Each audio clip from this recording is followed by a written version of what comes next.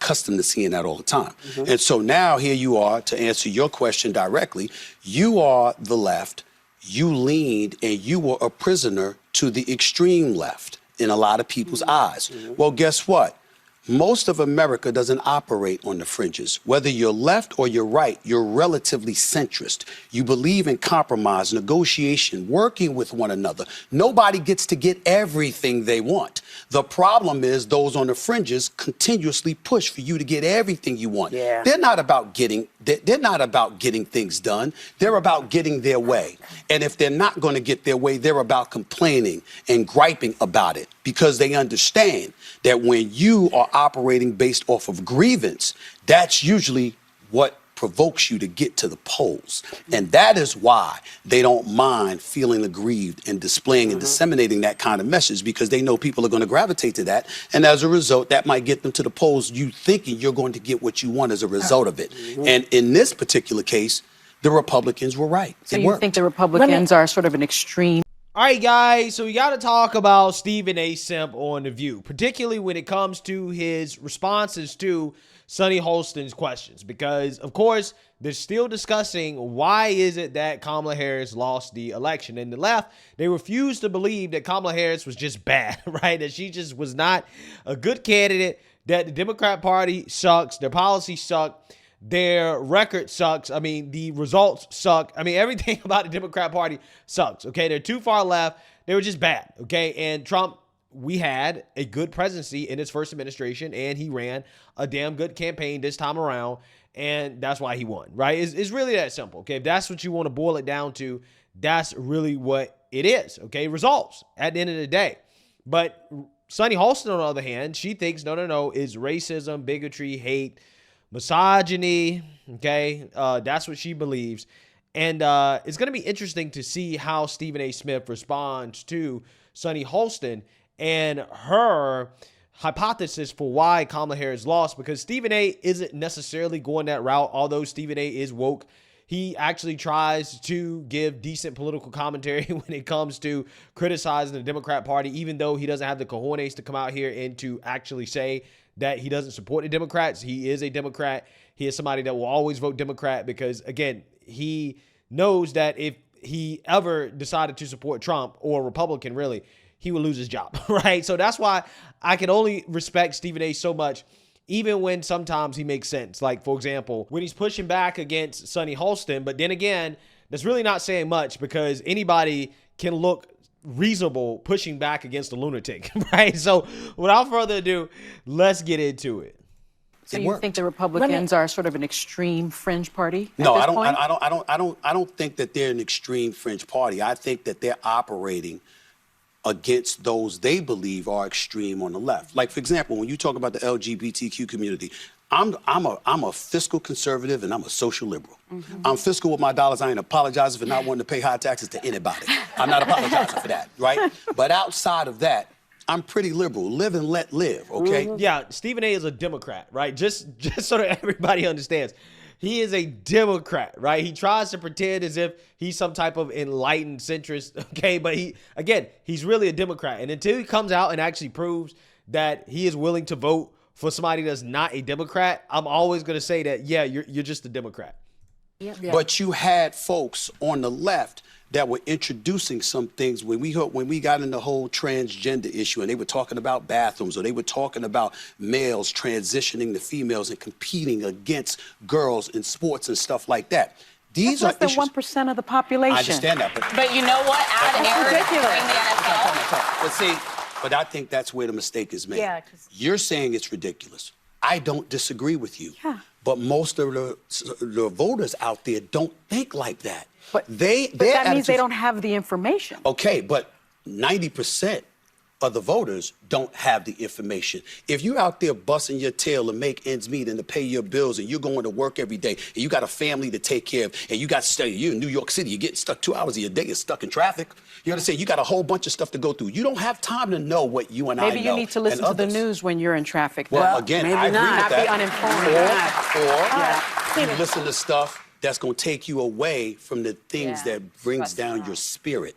And that's unfortunately what most voters are doing. Let me ask you this. Yeah, so there are a couple interesting points here that I want to talk about. one, when Sonny Holston essentially asked Stephen A. Smith about the right being extreme and fringe, okay? And Stephen A. responds and says, no, the right is simply reacting to what they see as extreme and fringe on the left. Now, again, this is a fascinating conversation because I was actually discussing this over the Thanksgiving holiday with a friend of mine who's a professor, and he was basically talking about the extreme right and the extreme left. And I said, well, to be honest with you, I think that the extreme left is much more of an issue in this country than the extreme right. Okay. And I started talking about political violence and all the things that are happening in this country that are a result of the extreme left. And then, of course, he started talking about January 6th. And then he said something else that I thought was extremely fascinating, right? A very fascinating observation. He said, well, the rhetoric on the right has become extreme, right? He talks about the rhetoric. And I said, well, what are you talking about? He says, well, when you talk about Springfield, Ohio, and saying that they're eating cats and dogs, that's extreme right-wing rhetoric. And I laughed because I was like, that's not extreme right-wing rhetoric at all. That is simply a response to, one, reports from Springfield in which people claim that, hey, that's what was happening.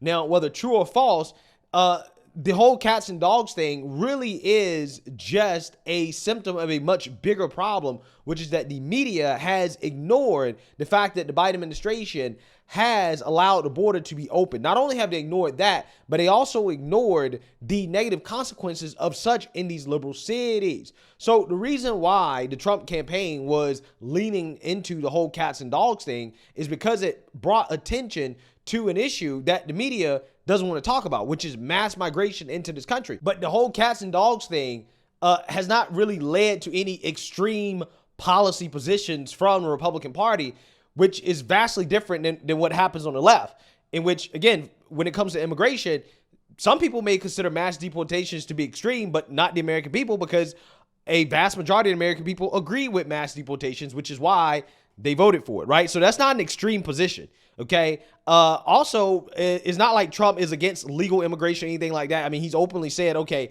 we got to stop illegal immigration, but at the same time, we still have to allow for legal immigration. And again, that's just the stance of the Republican Party right now. Like, there's nothing really extreme about the immigration issue as a result of the rhetoric, which in and of itself, again, in my opinion, is not extreme. You're just basically calling attention to what people said is happening in the area. Now, if you contrast that with what happens on the left, like, for example, when Stephen A. talked about the whole trans thing, I mean, the Democrat Party agrees with everything that the far left movement wants to do when it comes to social issues, okay? When you talk about the whole sports issue, when you talk about bathrooms, when you talk about race relations, the Democrat Party is 100% on board with every single last one of those issues, and it is a part of their policy platforms, okay? This is something they openly support, right? They openly support sanctuary cities. They openly support open borders. These are the things that they openly support. So when the right responds to that and says, hey, we don't agree with that, okay, it's framed as extreme just because the right is in opposition to the extreme left, right? That typically is what happens. Hey, we don't want biological boys using the bathroom with biological girls. Oh, well, that's transphobia. That's extreme right-wing rhetoric, right? I mean, like, that's essentially where we're at. Where if the right disagrees with the left on anything, they'll say, well, that's extreme. But the reality is that that's not extreme. That's just where the country was 30 to 40 years ago when we were in a much better place, right? So the reality is this. The actual extreme right is not platform. There's nobody that's extreme right that is on mainstream cable at all. On the internet, the extreme right is censored to the far corners of the internet. However, on the other side, the extreme left, yeah, they're on MSNBC, right? That is an extreme left platform. And extreme leftists on social media don't get censored nearly as much as the extreme right. So that is why you see the amplification of extreme left positions, is because those positions are deemed to be acceptable, and the Democrat Party has adopted a lot of those positions. And this is why they're going to have a hard time coming up in the next Congress, because Republicans are going to make them take tough votes on these issues while they try to claim they're not woke and we don't agree with this stuff. They're going to have to prove it, right? They're going to have to prove it. So now we're going to fast forward to the part of this where they're going to be talking about black men and the fact that black men didn't show up for Kamala the way that the liberals wanted black men to show up for Kamala. Well, I want to go back to what you said about black men being very comfortable with matriarchy, and I agree with that because, you know, black households are often led by a grandmother, black grandmother or black mother. Yeah, I strongly disagree with that, and I will not co-sign what Stephen A. Smith said leading up into this question, in which he basically tried to make the argument that, well, you know, when it comes to men and voting for Kamala Harris, well, it wasn't black men, then they have no problems with female leadership and stuff like that. That's essentially the argument that he was making. I'm just like, okay, well, speak for yourself, okay? Again, I'm not saying that the reason why Kamala Harris lost is because she's a woman. She lost because she's incompetent, more so than anything, okay? It doesn't really have that much to do with her being a woman, but hey, let's be real here. Nobody is just going to get behind a woman just because she's a woman. And that is kind of where I think Stephen A. is getting into the territory of saying that, well, black men just, you know, we just like standing behind our women. And it's like, no, we do not like living on a matriarchy. Okay. I think that's actually the frustration that a lot of black men are having, is the fact that the black community is too matriarchal. Okay. And a lot of that has been forced onto black people because of the policies that have been implemented by people like Joe Biden and the Democrat Party that has removed the man from the head of the house. And we've seen the chaos and destruction as a result of that, right? So just because the black community is matriarchal, that doesn't mean that's something that black men are okay with, right? That's something that we want. I most certainly feel that the way to fix the black community and to make the black community great again, so to speak, is to actually restore the man back to his place, which is to be the head of the household, okay, and to lead his family. And if you see more of that, then a lot of problems in the black community will fix themselves via the fact that the man is back in his proper role, which again is to be a leader in his family and in his community. However, 55% of Latino men voted for Trump. Why do you think that happened? Well, I think that economically, they were looking at things. First of all, you've got, in this country, you've got Cubans, Mexicans, Puerto Ricans, Guatemalans, Venezuelans, Colombians, et cetera, et cetera. And if you talk to the Hispanic community, depending on who you're talking to, they think differently. The Cubans think differently than the Dominicans. The Dominicans think different than Colombians. Right. To some, the economy was a priority. To some, believe it or not, it was the border. You had some folks within the Hispanic populace that were encouraging the borders to be closed. They want to pull the. But here's why that's so imperative. It's so important. Because we're not Latinos. They're telling you that's what we want. Yeah. We had to stay online. We had to be online in order to get in. Who are you to bypass the line? And one of my friends, I remember he used this analogy, and I never forget this as long as I live. He said, you like Six Flags, you go to Great Adventures? I said, I have. He said, sure. Disney World? Sure, I have. Of course I have. He said, so you stand in line, Take about 2 hours to get on some of these rides because they're that popular. He said, and right before it's time for you to get on that line, somebody jumped in front of you. What you gonna do? And he said that kind of mentality is how you have folks within the Latino, within the Hispanic community, some of them, not all, but some of them who view immigration that way. So again, when you think about the economics, when you think about immigration, those two things are what I have found has influenced the Hispanic vote one way or the other. So the assault on Puerto Rico, calling it a garbage island, didn't really affect I think that. it didn't matter as much as in Allentown and in Philadelphia, but like you said, I'm Puerto Rican, right? So the Hispanic community is not a monolith. I agree with you. And a lot of, I think, people that are of Hispanic origin from, let's say, South America or Central America, they're willing to close the door behind them instead of letting somebody else in. The other important... Wow. Listen to this clown. Listen to this lady, bruh. Listen to the way she just framed that. Well, the Latinos who are against mass illegal immigration into the country, well, they just want to close the door behind them, right? And not let anybody else in. When that's, again, just a fundamental misunderstanding of the issue, right? She just doesn't really understand that it's not that they don't want any more immigration into the country. It's that they don't want people skipping the line, right? They don't want people who did not go through the process legally the same way that they did. Because a lot of people, they've had to wait over a decade to get into the country, right? They had to put in the work and to do all the things that it took to get into the country. And yes, they have a problem when you have all these people pouring into this country that aren't going through those things. They're just, again, skipping the line over people who are doing it the right way. Again, that's not about closing the door. That's about saying, no, we need to have some order in regards to who comes through the door first, right? There's a significant difference that Sonny Holston just doesn't have the brain power to grasp. The thing to recognize is this, and I've said this often. When we look at the economy, I remember when Biden came into the office, he inherited about 1.5% inflation. It ballooned to about 9.1% before it ultimately came down to where it is now, right? That doesn't mean anything to minorities. The percentage of inflation, and here's the percentage. Nah. How much does gas cost? How much does the groceries cost, okay? How much does rent cost? How much does my mortgage cost? That's what folks pay attention to, what's actually in their wallet. And I often hearken to the sport of baseball in this regard when you had people looking at numbers in baseball and they say, how come the black representation, how come the numbers are not larger? Well, historically, black folks don't trust the system. So if you can go into the NBA at the age of 19, if you got to do 2 years in college to play football before you go pro, well, in baseball, yeah, you could get drafted, but you got to go through AAA, AA, single A, that kind of thing, before you hope they bring you into the sport of baseball. Well, that's a time issue where I have to literally trust that you ultimately will see my progress and you will reward me accordingly. I don't know too many minorities that want to trust the system. And so when people speak, although you're right and righteous with your emotion and your righteous indignation, other people are saying we have the right to have righteous indignation when it comes to our pocket, or when it comes to our lifestyle, or when it comes to our environment. If we see crimes in the streets and stuff like that, we see homelessness and it's ballooned, we got a problem with that, and we don't believe this person is the answer compared to that. So what? They might have insulted a bunch of people. We don't like it, we hate it, but in the end, it's not more important than my pocketbook or my lifestyle. But you know what? That Ding, ding, ding, ding, ding. Ding, ding, ding, ding, ding.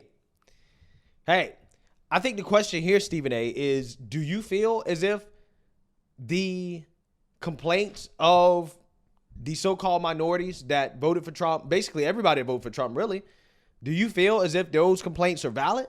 Because if you feel as if those complaints are valid, Stephen A., then why the hell did you vote for Kamala Harris, right? That's what I want to know. Again, it really frustrates me to listen to this man sit here and to articulate in a way that I agree with why is it that people voted for Trump, okay? But he himself voted for Kamala. But then again, Stephen A. is rich, right? He's rich, okay? And we all know who supported Kamala the most, the rich, right? The rich are the people that supported Kamala the most, the East Coast elites. And Stephen A. clearly is a part of that class of individuals, okay? He wants to continue to get invited to the parties, to be a part of the club, right? Yeah, I mean, so again, this is part of the reason why he supported Kamala, but I'm just saying that it just doesn't make sense to say all these things and then to come out your mouth and say, well, I voted for Kamala Harris, right? But that doesn't make his point any less valid in the sense that, yes, right, Sonny thinks that people should prioritize woke social issues and hating Trump more so than prioritizing their pocketbooks, prioritizing crime, prioritizing illegal immigration, the things that actually are affecting them on a day-to-day basis. And again, this comes from an elitist mentality where you can afford to not worry about those things. In fact, you're so disconnected from those things that you can't grasp why is it that people are more worried about the economy than they're worried about, sexism, hate, and bigotry, right? And Trump derangement.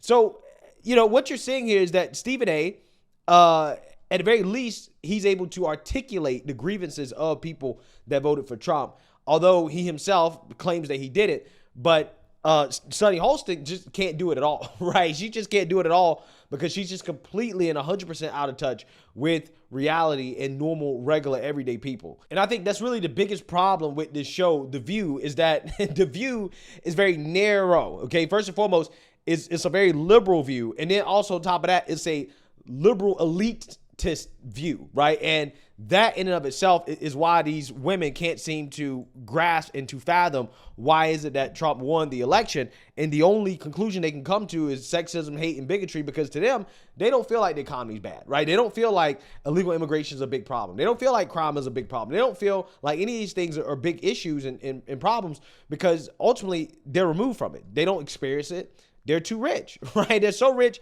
that they don't experience it at all. So therefore, to them, they're like living in a whole different world than the average everyday person. And what I really, really wish one of these hosts would do one day to Sonny Holston as she is boohoo whining, crying about hate and bigotry and why Kamala Harris lost. I don't understand why people vote for Trump. Just say, hey, do you think that you actually understand the average everyday American? Do you actually think that you can relate to them in any way? Do you think that you might be removed in regards to your own life experience from the experiences of the average American because you are living a pampered, privileged lifestyle? Therefore, you are out of touch. Okay, and that's why you can't understand them. Okay, I really wish somebody would ask her that question. I would love to hear her answer. And it probably will be just as delusional as most of the things that she says on the show. She probably does think that she's in touch and that, you know, she knows what the average person is going through when certainly, clearly, obviously, she doesn't. So let me know what you guys think. Make sure you like, comment, and subscribe. Most importantly, share a Black conservative perspective. Peace.